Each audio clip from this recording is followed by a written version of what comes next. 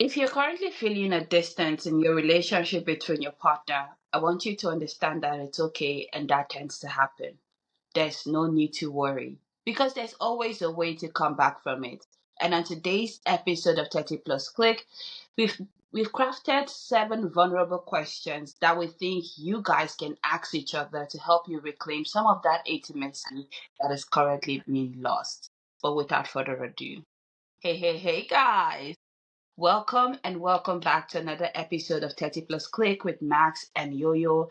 And if you haven't been here before, this is the channel where we give expert advice on topics ranging from love, lifestyle, and much more. If this is something that you're interested in and that you think will help you level up in life, well then, stick with us, be our friend, be our homie. Click the subscribe button and take on the ride with us. But today, as I mentioned, it happens to everyone. Relationships are easy, they take work. It's something that you have to constantly work on. And if at any point you start to see yourself in a situation where maybe you guys are not connecting as you used to before, I want you not to panic. I want you to take a step back and breathe. Because that happens. If you've been with somebody for 5 years, 10 years, 3 months even, it's a long time to be with somebody. Sometimes life happens and these things tend to creep in. But there's always a way back to reclaim some of those intimacy. There's always a way to get back to the beginning, to hit that reset button. And the first question that I want you to consider as you and your partner or you yourself are thinking, what can we do? I want you to start from a place of strength. Think of a time, when you guys were happy. Think about a time when everything was going well. And when you want to start this conversation with your partner, you don't want to start it as a combative experience because that's always going to put them on the defensive. I want you to start with a bit of nostalgia. When was a time, remember this memory when we had this beautiful experience? What was it about this time that made it so memorable for you? I think if you start like that, that is the first question for me anyway. If you start about that time, looking back on some of the memories, you guys can bond and create that intimacy on that memory that probably you guys haven't looked back on in the past or for a very long time. Yo, I don't know. Does that kind of resonate with you? Of course, especially remembering the good times, because sometimes it's really, really easy to forget those good memories, and all you remember or you feel your heart with, oh, he didn't do this, he did not do that, we used to be this. Hold it right there. I know those things have slowed down, but just like we're talking about, is the 7 most vulnerable questions you can ask, because the relationship is very worthwhile and means a lot to you. You just don't want to allow it to go. You can recover, you can also bounce back. Life happens. And so another question you also want to consider would be, where are we going to? So, in terms of your progression, in terms of your direction, one thing most people assume is, oh, we are heading somewhere. You might not be in the same direction. What is important to him at that moment might not be what is important to you. Man has a way of thinking. I don't want to say thinking backwards or thinking sideways or thinking forward, but what they focus on most times does not really align to ladies what we're focusing on. So it's also very important to sync and be on the same frequency. Where are we progressing to? This question is not only for those in a relationship or in a courtship, it's also important for those married. Whether you're married 5 years ago, 10 years ago, 20 years ago, bounce back and just come back and ask that question. It's a very valuable question you can use to bounce back together and be on the same frequency. Max? I love that you talked about where we're going because direction is always very important when you guys are in a relationship. Sometimes you have to ask yourself, are we going in the same direction? Have we veered off the path? Taking stock of where we're going is always very important. The next question that I have, and I think comes very naturally to me, is what are some of the things that you are afraid to talk to me about at this moment? Myself, I'm going to use myself as an example. You can get into a relationship with a partner and you start to think about, like, I want to say this thing, but I'm not really sure how he's going to react. I've been there before. And so you get that to that point where you are starting to wordsmith how you are talking to your partner. Coulda, woulda, shoulda, maybe, if not, should I say this like this? Should I not say it like this? Would he receive it this way? And eventually you find out that in trueness and in fullness of relation of things, you are not really telling him what you want to say because you've wordsmithed it in a way that, and don't get me wrong, saying things respectfully is always good, but if you're thinking things too deeply before you are able to say them to your partner, then you really need to take a step back.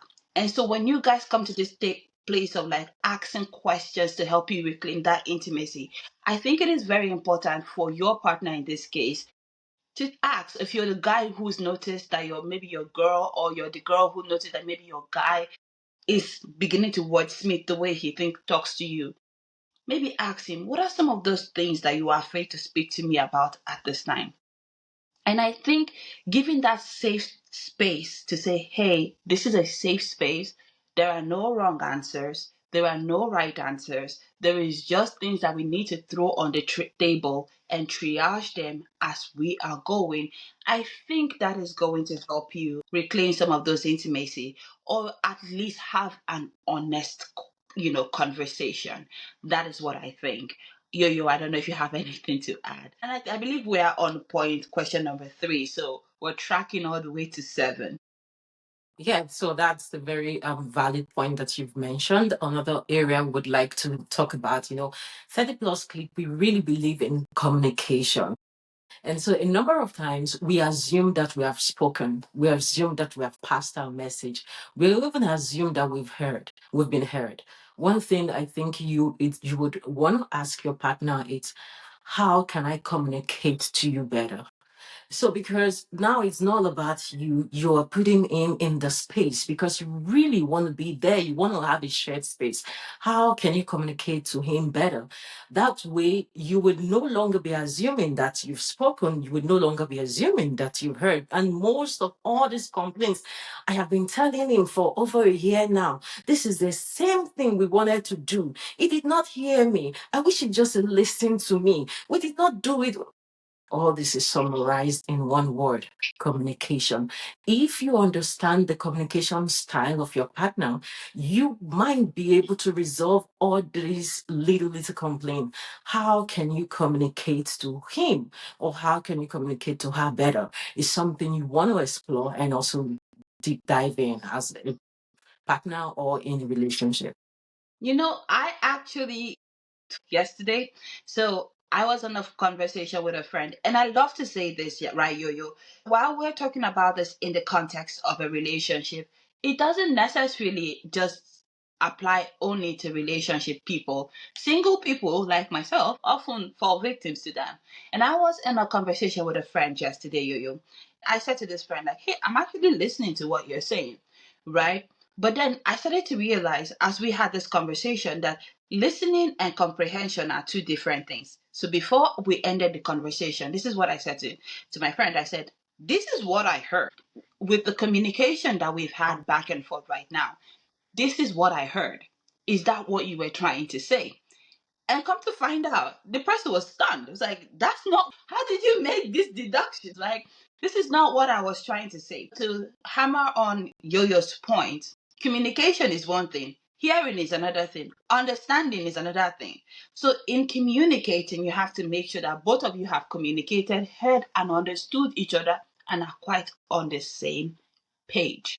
Now, for my question, or the fifth question, I would say that it could help you guys, reclaim some of this intimacy. I would ask my partner, have I changed in any way since you got to know me? And the reason I think this is a very important question is because there was something that attracted them to you in the first instance. There was a spark that they saw and they're like, I like that. I want to go for that.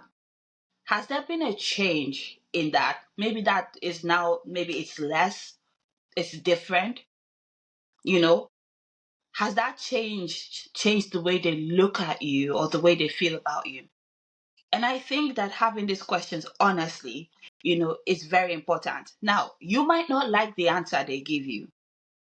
That's fine. But if you're going to ask this question, be prepared to maybe not like the answer you hear on the other end of it. But I think that because we're trying to have honest, vulnerable questions where we have and hold each other accountable, that you should be willing to say to your partner, have I changed in a way that makes you feel withdrawn from me? Has my change affected the way you look at me in a certain kind of way? Again, it might not be the answer you want to hear, but honest, open conversation requires you to be able to ask the hard question and be able to receive the feedback. You. Right. That is an awesome point, and I would just dive into the next point. In terms of being in a relationship, it's two ways. I would just make this reference from the book of Genesis when God created Eve and made Eve for Adam, and he said, "I have made you an helpmate."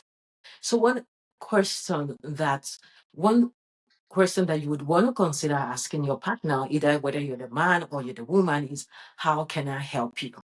This help, right? We just offer help. We do stuff, we buy stuff, we do this. That might not really be their need right there. So if you are married and you're just listening to us, why not stop? If you're the husband listening to these conversations, why not stop and just find a way to ask your wife, how can I help you? Ask your wife, how can I help you? Because what you think is help for her might not really be help for her. And what you think as a woman is help for your husband might not really be help for him. And you're in a relationship and you're assuming buying all the gifts and doing all the timing and everything. Those might not really be what she needs. Just pause. How can I help you? It's a very polite question. I'm sure you use it as a courtesy words every day. Take that question home from the office. Take it home and go and ask her. Ask him, how can I help you? I love that. And if you've been watching up until this point, I want to say, can you consider helping us by subscribing to our YouTube channel? This is how you can help us. Help Honestly, us. I know you didn't ask, but we're going to tell you anyway. Subscribe to our YouTube channel. We're on the push to 1,000. We need your help. And if you feel like this content that we're currently creating can help someone within your circle, please consider sharing it to them as well. And of course, leave us a message in the comment section. We want to know, have you applied any of these questions? Are you planning to apply any of these questions in your relationship? How have they helped you in the past, or if you've said any of these questions before, how did it go? And if you're planning to use them, let us know in the comment section as well. We want to hear from you. And now for the final question that I have, it's going to be something along the line of, what does love feel like to you? How do you want to be loved? Right? Because a few weeks ago, I was reading a story on the internet. I think it was a Reddit story. We were going to do an episode about it, and then we just decided not to. And it was about a relationship, a couple, a married couple, and that the man thought he was, loving her by assisting and caring and doing all these little niceties for her, but she found that to be overwhelming. While it looks very good on the outside, for me, I would like that kind of a man 100% because he feels like a husband material to me. To her, that was not what love translated to. She did not want that. She wanted something else. So I say all of this to say sometimes what our idea of what love feels like to us might not necessarily translate to the next person. And this can be because of a lot of things. We're not all from the same backgrounds. We're not all from the same households. Some people come up in households where, yeah, I see you. Yeah, that is their form of expression of love. While some people come up in households where I love you is something they say every 3 to 5 minutes. And then some people come up in a household where that is their expression of love. You need to understand what your partner expression of love looks like and feels like. And I think that once you are able to have this honest questions with your partner, it will be able to get you guys to a place where you have more understanding of each other's needs at this current juncture. Again, like I said, you might not like the answer that you receive, but at the end of the day, at least you have clarity. So I want to thank you guys for joining us on today's episode of 30 Plus Click. These are 7 powerful questions that we've crafted and that we hope would help you guys reclaim some of the intimacy that is currently lacking in your relationship. If you're planning to apply some of these questions in your marriages, relationship, partnership, friendship, whatever, please leave them in the comment section. If you use them, please come back and tell us how it went, regardless of whether it's good or bad. We want to hear from you. We're creating a community of people who are happy to share and be raw with each other. So leave those comments in the comment section. Tell us how you feel about today's episode of 30 Plus Click. Remember to like, subscribe, and share. And if you like this episode and you feel like it made an impact in your life, click another one. We have a lot of wonderful content that we think would edify and build your relationship. We're going to link some of them here before this video is up. So please do us a favor, click another one, share it with your family, friends, relatives, and well wishers. But until next time, bye guys.